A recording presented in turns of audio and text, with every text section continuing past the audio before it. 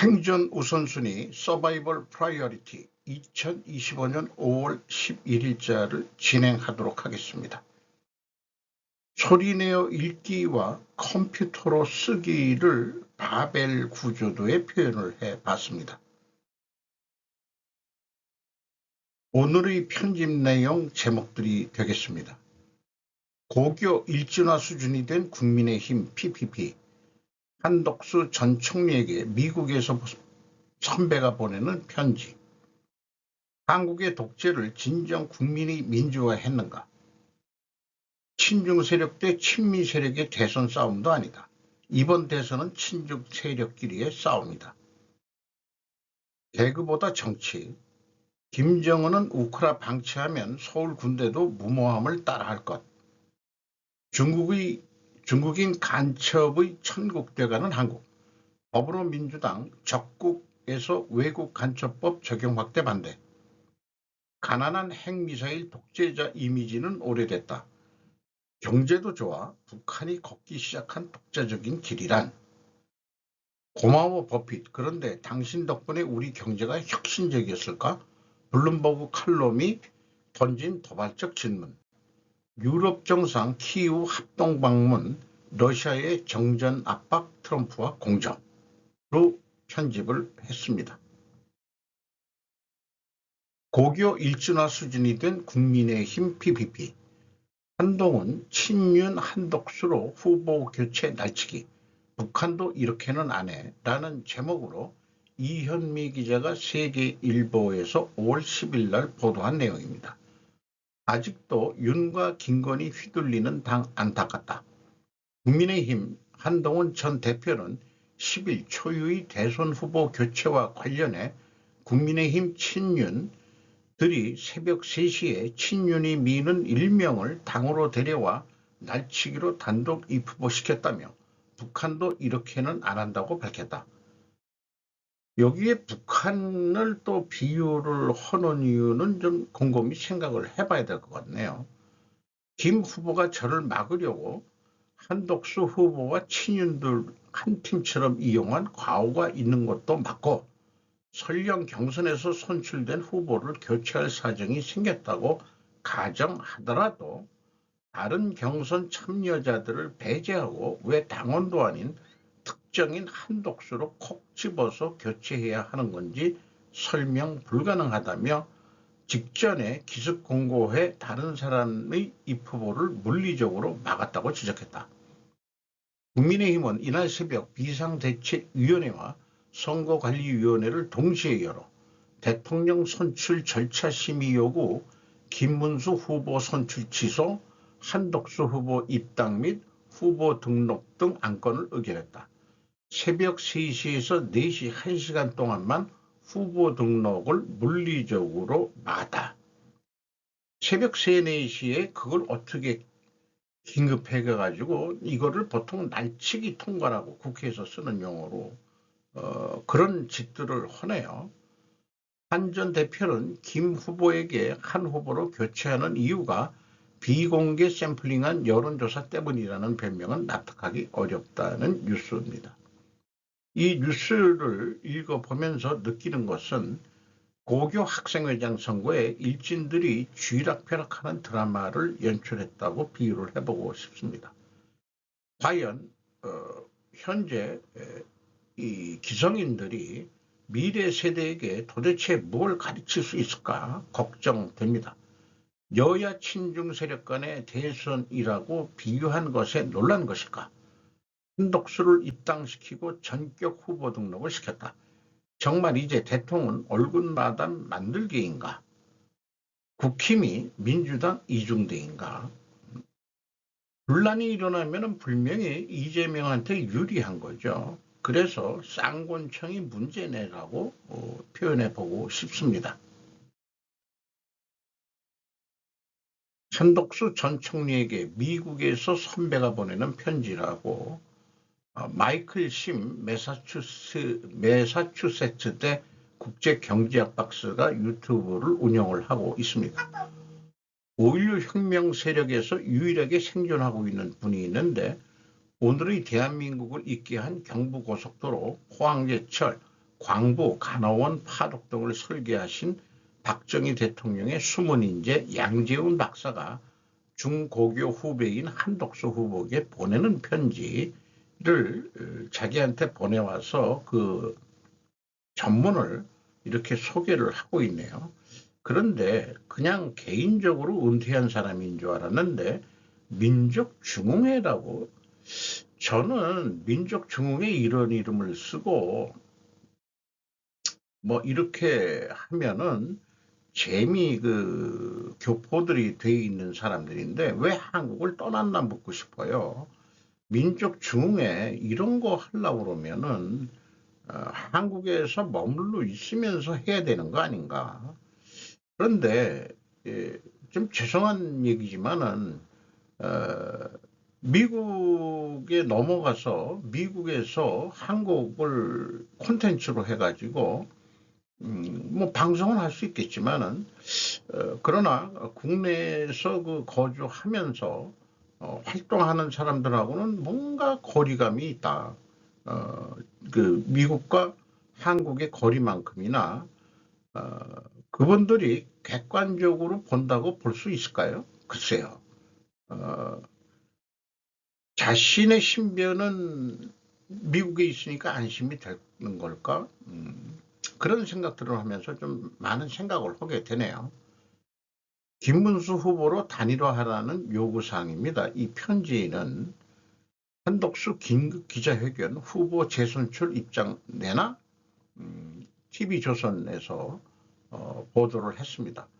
한덕수 대변인 전제와 조건이라는 그 생방송에서 얘기를 하는데 그 국회의원 이름이 잘 기억이 안 나네요. 어디서 많이 본 것 같은데 한덕수를 불러들일 때는 마음대로 했어도 나가는 것은 내보낼 수 없는 것이다.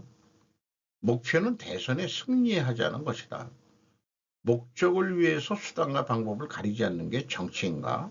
그런 모양이에요. 한덕수 그 대선 후보로 선출된 그서 아침에 긴급 기자회견을 했는데 지상과제는 대선 승리 아니냐. 부끄러움을 모르는 야당에게 권력을 주면 안 된다. 정치가 변해야 나라가 산다. 요 기자회견을 하고서 무슨 말을 하려는 건지 자기가 후보를 안 내려오겠다는 얘기인지 근데 기사 제목은 후보 재선출을 하자는 얘기가 아니고 자기가 재선출 됐던 거에 입장을 내놨다. 이런 얘기 같아요. 그래서 이런 생각까지 해보게 되네요. 한국의 독재를 진정 국민이 민주화했는가? 라고 스스로 묻게 되네요. 최전 기억이 나는 것은 노태우의 6.29 선언이었다. 6.29 선언 때 제가 한참 직장에서 일을 할 텐데 뭐 화이트 칼라들이 뭐 명동 이런 등등에서 그 거리로 뛰쳐 나왔다 하는 뉴스도 있었지만은 저는 생존을 위해서 밥벌이 하는 거가 급선무였기 때문에 그런데 참여를 한 적은 없습니다. 솔직히 5.18 사태는 전두환 집권의 빌미를 제공했었다. 의리 있다고 전두환이 해먹고 노태우에게 넘기려 했으나 노태우의 6.29 선언으로 자유공선 선언이죠. 대통령에 올랐었다. 정당하게 정당에서 대통령 후보로 선출이 되면서 물론 그 정당도 호소합이었겠지만은 어쨌든 노태우가 그 대통령이 되면서 한중 수교도 일어나고 또 소련과도 수교가 일어나는 격변의 시대를 노태우 대통령이 만들었죠. 치적은 뭔지 기억이 별로 안 납니다. 그 후로 김영삼, 김대중이 차례로 대통령이 되었다. 김영삼 정권은 뭘 했는지 기억이 없지만 기억나는 것은 중앙청 철거와 남산 외인 아파트 폭파 붕괴시킨 것만 기억이 납니다. 막판에 IMF를 당했고 김대중이 대통령이 되면서 IMF를 금융시장 개막으로 풀어냈습니다. 김대중 이후 노무현의 대통령 당선은 드라마였다고 생각이 되네요. 무엇 때문에 탄핵을 당했는지 기억이 나지는 않고 헌재에서 부결되어 복권되었던 것은 기억을 합니다. 해임 후 왜 자살했는지 정말 저는 개인적으로 모르겠습니다. 그 뒤가 박근혜로 보수가 이명박이도 있긴 있었죠. 이명박이 있던 거는 생략하고 박근혜로 보수가 집권했다고 생각했지만 누구에게 영향을 받았는지 모르지만 중공 정승절의 시 옆에 서면서 친중을 보여주었죠. 막판 사드 배치로 친중 세력의 탈핵으로 물러났고 노무현의 비서실장이었던 문재인이 대통령이 되었다. 이재명 대선 실패, 윤석열에게서도 대선 패배, 대신 총선 전술로 2024년 국회 장악, 이번 임시대선은 삼수다. 삼수를 해서 꼭 대통령이 되겠다는 의지가 강한 것 같습니다. 최근에 느끼는 민주화라는 것이 오히려 인민화 같이 느껴지는 것은 왜인지, 이제 국회 독재에 대해서는 침묵하는 인민들이 되었다. 국민 수준이 단순하고 개돼지라고 존심을 팍팍 긁어대는 사람들이 있습니다.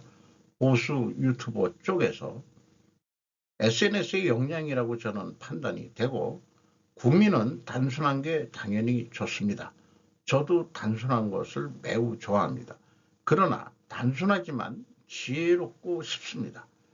그러나 그건 공짜는 아닙니다. 엄나마는 동영상 정보 속에 우리는 소리내어 읽고 컴퓨터로 쓰기를 해는 훈련을 해야 합니다. 퍼나르기만 하지 말라라고 표현을 해보고 싶네요. 이 방송도 동영상 유튜브 시대에 워드로 작성을 해가지고 일부는 저도 복사해서 붙여놓기로 하지만은 상당히 많은 부분을 저는 스스로 작성을 하고 이렇게 방송을 하면서 읽어 봅니다. 소리 내어. 그래야 생각을 좀 하는 인간이 될 수 있지 않겠냐. 이런 생각을 좀 해보게 되는 거죠. 초등학교로 다시 돌아가서 우리는 국어 시간에 소리 내어 읽기를 좀 더 훈련을 해야 될 것 같습니다. 한번 이런 표는 템플릿으로 계속 좀 만들어서 소개하는 건데요. 친중 세력 대 친미 세력의 대선 싸움도 아니다. 이번 대선은 친중 세력끼리의 싸움이다. 그런데 이제 중도 세력이 있을 거란 말이에요. 이 편도 아니고 저 편도 아니고. 친북이 지금 어디 있나? 친중밖에 없다. 왜냐? 돈이 되니까 라고 표현하는 사람도 있습니다. 그리고 현재의 상권 분립은 국회 다수 독재라고 볼 수 있을 것 같습니다. 정부는 미약하기만 하고 대행에 대행에 대행 3번까지 됐죠. 한덕수, 최상목, 그리고 이제 교육부총리가 지금 그 대통령 대행 3번, 그러니까 이건 무정부 상태나 마찬가지죠. 이렇게 지금 상황입니다. 여기 구독, 좋아요라는 거 있습니다. 참고해 주시면 영광이겠습니다. 목록 워키토키, 제가 좀 반중 친미 그 콘텐츠로 하기 때문에 관심 있게 보는 방송입니다. 새로운 이름으로 목록 워키토키라고 해서 어저께 방송한 건데 제가 들으면서 열심히 컴퓨터 타이핑을 해봤습니다. 임진왜란 때는 의병이 일어났다. 하지만 병자호란 때는 백성이 의병으로 일어나지 않았다. 왜냐? 매관매직에 핍박받는 백성들이 더 이상 국가를 위해서 의병으로 나서질 않았다. 그래서 삼전도의 수치를 당한 거죠. 만주족한테.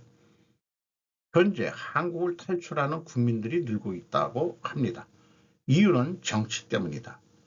치안은 중국인들이 넘쳐나면 불안해질 것이다. 이재명이 대통령되면 사법 리스크 없애는 법 생겼다. 팀당을 위헌정당으로 만들 것이다. 이 통은 절대 권력을 누릴 것이다. 금투세와 상법 개정 등을 통해 가지고 문제는 사모펀드나 외국인에게는 적용되지 않는다는 것이다. 사모펀드 공공주택 사업자를 통해 식민지가 될 것이다. MBK 중국계 펀드나 마찬가지다. 고려아연을 타깃으로 하고 있다.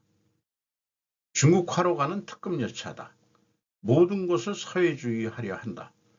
부자들 해외로 탈출하고 있다. 정치가 개그보다 더 우습다. 개그맨이 정치를 해야 할 판이다. 목르는 도강양해를 위해서 중국에서 쓴 용어를 가지고 콘텐츠를 재구성하려 한다. 대한민국 희망이 보이지 않는다. 이제 생존하는 방법을 생각해야 한다. 정치를 벗어나 다른 방향에서 찾아야 할지도. 뭐 이런 의견들을 개인적인 의견 소외들을 하고 있네요. 김정은 우크라 방치하면 서울 군대도 무모함 따라할 것.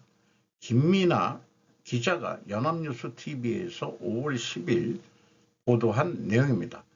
김정은 북한 국무위원장이 우크라이나 괴뢰를 방치하면 서울의 군대도 무모해진다며 북한군 파변 정당성을 주장했습니다. 우크라이나 괴뢰들이 군사적 행동을 노고라 하는 것을 그대로 방치해 둔다면 더 겁없는 행동을 할 것이라며 미국의 특등 앞잡이인 서울의 군대도 무모함을 따라 키울 수도 있다는 것입니다. 대한민국이라고 호칭하더니 이제는 서울이라고 나라라고 평가를 하지 않네요. 김정은이가 그냥 서울의 군대라고 표현하고 있습니다.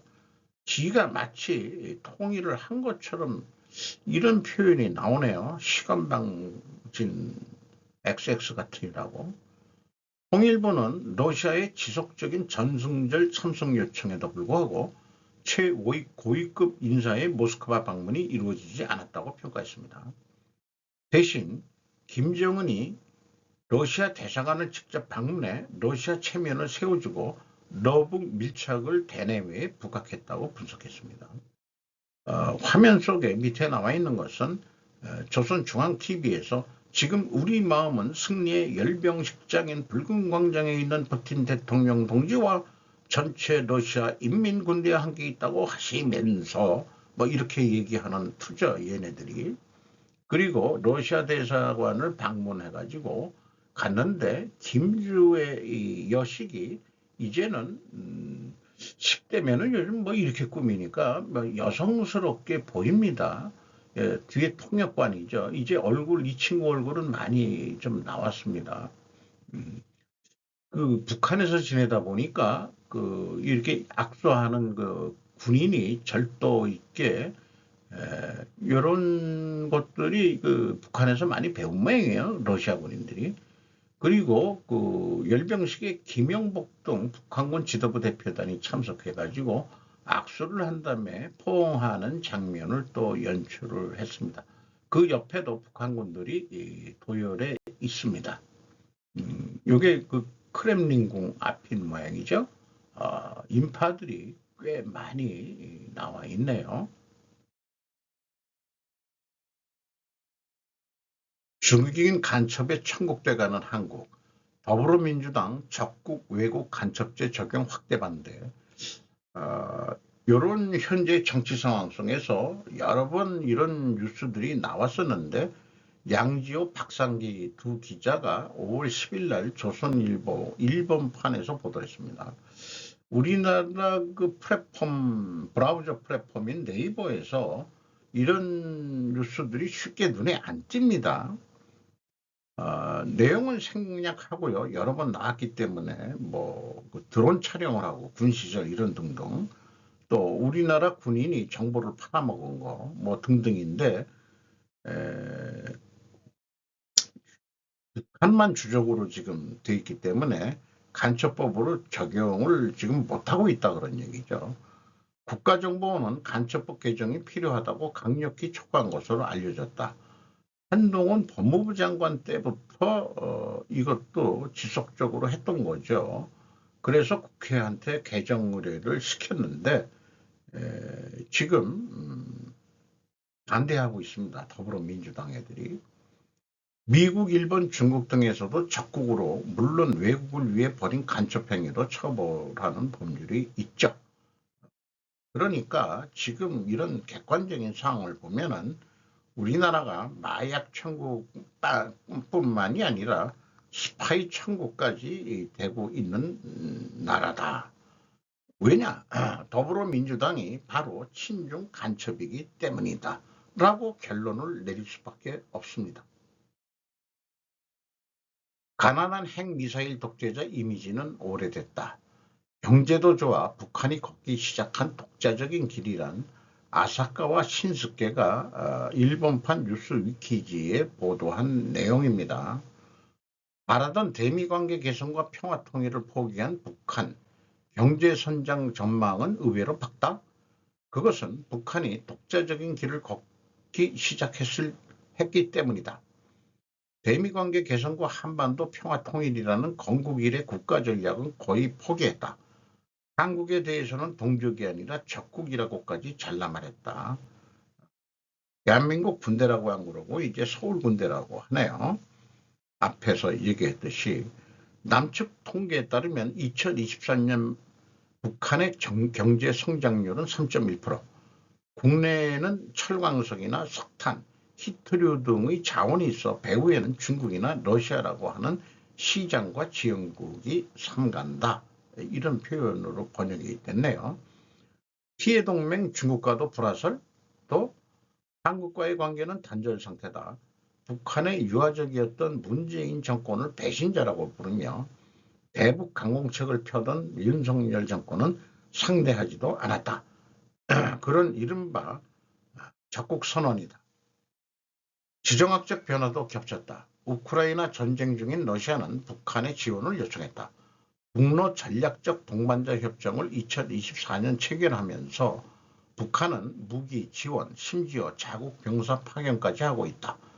키위 동맹인 중국과는 불화설도 나돌지만 경제 지원은 멈추지 않고 있다. 시진핑이가 경제 지원을 또 안 할 수 없는 이유가 완충지대 버퍼존으로서의 지정학적 가치가 현재도 북한이 변함이 없기 때문이다. 현재 북한은 안보는 핵이고 경제는 자력갱생과 자급자족이며 외교는 러시아, 중국 중심으로 가 전제가 되어 있다. 국방 5개년 계획의 성과 그리고 2026년 개최가 예상되는 조선노동당 제9차 대회에서 새로운 국가 방침과 전략이 제시될 것이다. 변수는 트럼프다. 이런 얘기네요. 고마워 버킷. 그런데 당신 덕분에 우리 경제가 혁신적이었을까? 블룸버그 칼럼이 던진 도발적 질문이라는 제목으로 이재철 기자가 매일경제에서 5월 10일 날 보도를 했습니다. 워런 버핏 미국 자본주의 칼럼서 경제적 해자 확보 기업 투자 물음표 애플 투자 독점 확보한 2016년부터 경쟁과 혁신 시장 기대 깨트릴 위험성 이라는 소제목으로 핵심적으로 했는데 한마디로 버핏은 미국 경제에 파괴적이지도 않지만 창의적이지도 않았다라고 평을 하고 있습니다. 이 워런 버핏동이 은퇴를 한다고 되어 있죠. 존 아서스 블룸버그 선임 컬럼리스트의 컬럼을 인용 보도를 하고 있습니다. 버핏을 오마의 오라클, 신의 뜻을 전하는 신탁자, 이렇게 이름이 붙여져 있었는데 세상은 미국 자본주의 그 자체였다라며 그가 일깨운 가치 투자와 복리의 마법 등 유산을 조명합니다. 이렇게 돼 있는데 그리고 평상시 그 사람은 부자가 더 세금을 더 내야 한다고 비판한 행보를 더 강력하게 기억하고 있을지도 모르겠다라고 표현해주고 있네요. 기업들의 가치 본질인 시장 지배력, 경쟁력이라고도 얘기할 수도 있을지 모르겠네요. 한번 고민을 해보자는 추신. 버핏은 테슬라와 같은 기업에 적극 투자하지 않았을까를 묻는 비평. 한마디로 그 버핏의 그 투자 전략은 넓은 경제적 해자다. 그래서 그 이 성 옆에 일본도 이런 그 해자로 많이 만들었죠. 공격을 안 당하기 위해서. 그래서 안정적으로 독과적 영향력을 행사하는 기업들에 주로 많이 투자를 했다. 이런 얘기네요. 혁신적인 기업에는 투자를 안 했다 그런 얘기인데, 특히 버핏이 일본 5대 무역회사 상사를 무역 상사에 대거 출자를 했죠. 독과점에 투자하라. 그러나 창조적이지는 않다는 게 표인 것 같습니다. 버크셔의 해자 중심 사고는 포트폴리오 곳곳에 새겨져 있다. 이 철학은 브랜드 파워가 뛰어나 제품을 바꾸려는 재앙적인 시도에도 살아남을 수 있는 코카콜라, 이미 자산 면도기를 구매한 남성 고객을 대상으로 고가의 면도날을 판매할 수 있는 질레트, 결제 시 카드 시장을 장악하고 있는 아메리칸 익스프레스, 마스터카드, 비자 3사에 대한 지분 투자로 이어졌다. 버핏은 승자를 고르는 대신 이들이 해자 뒤에 숨어있는 과점 기업이라고 판단하고 지분을 매입했다. 사실 버핏이 가장 많이 보유한 주식은 애플이며 버크셔가 벌어들인 것보다 더 많은 돈을 애플이 벌었다고 농담하기도 한다. 그러나 버크셔의 애플 지분은 아이폰과 그 생태계가 구축된 지 10여 년이 흐른 2016년으로 거슬러 올라간다. 그 시점의 매수는 애플이 성공적으로 독점을 구축했다는 정확한 계산을 반영한 것이다. 2018년 테슬라의 CEO는 이렇게 말했다. 침략군에 대한 유일한 방어책이 해자뿐이라면 오래 버티지 못할 것이다. 중요한 것은 혁신의 속도이며 이것이 바로 경쟁력의 근본적인 결정적 요인이다. 라고 평을 했답니다. 버핏의 투자는 간접적으로 많은 연금수급자와 자선단체를 포함한 투자자들을 훨씬 더 부유하게 만들었다. 하지만 넓은 경제적 해자 논리는 시장에서 불평등과 경쟁 부족을 키웠고, 이로 인해 미국 경제 시스템에 대한 국민들의 혁신 기대를 깨는 데 일조했다. 이는 미국 경제에 파괴적이지도 않았지만 창조적이지도 않은 것이다. 미국 경제뿐만 아니라 경쟁과 혁신의 속도에서 뒤처지며 주식 이론칙 국장은 안 되라는 미 시장에 대해 포획된 한국 경제에 많은 고민을 던져주는 것 같다. 이렇게 이제 기자는 말미에 정리를 했네요. 눈으로 쉬어가는 페이지입니다. 일본 모델인 것 같습니다. 이게 참 멋있습니다. 역시 이거 여체는 하나의 그 예술이라고 봐도 되겠어요. 모든 서울을 찍다라고 보다 보니까 그 56년도의 사진이 되는데, 그때도 그 양산을 쓰고 뭐 한복을 입고 여름인지 이렇게 가벼운 그다음에 이제 이런, 그때도 거의 이게 소대낫이라고 그러죠. 이렇게 해가지고 이 여자분은 그 옆에 여자분이 이렇게 그 쳐다보고 있는 건데, 그 젊은 학생의 우리들 어렸을 때 이 정도 입는 수준, 길거리에 의자도 앉아 있고 여러 사진을 봤습니다만은 요거 한 장만 그냥 기록에 남겨놓으려고 가져왔습니다. 유럽 정상 키이우 합동 방문, 러시아의 정전 압박, 트럼프와 공적, 지지통신 외신부에서 5월 10일 날 22시 37분이네요. 요 왼쪽에 있는 사람이 폴란드 투스크 총리, 그 젤렌스키, 그 다음에 그 영국 수상이 된 스타머, 마크롱, 요 뒤는 마크롱 부인이라고 그런 거, 아니 대통령 부인, 젤렌스키 저기 부인이라고 하네요. 이번에 새로 독일 총리가 된, 키가 엄청 꺽다리네요, 이 사람이. 근데 그 이름이 여기에는 표현을 안 했네요. 잊어버렸습니다. 들었긴 들었는데 어쨌든 이렇게 가가지고 푸틴한테 휴전 압박을 하기 위해서 간 거다. 이렇게 얘기를 하고 있습니다. 구미의 그 협력을 내세우는 혹이라고 파악해가지고 이런 행위들을 하는 것은 어찌 보면은 관세 협상을 잘 하기 위해서라도 미국에 협조를 한다는 그런 퍼포먼스 아니겠느냐, 저는 그런 생각이 들어가네요. 이상 마치도록 하겠습니다.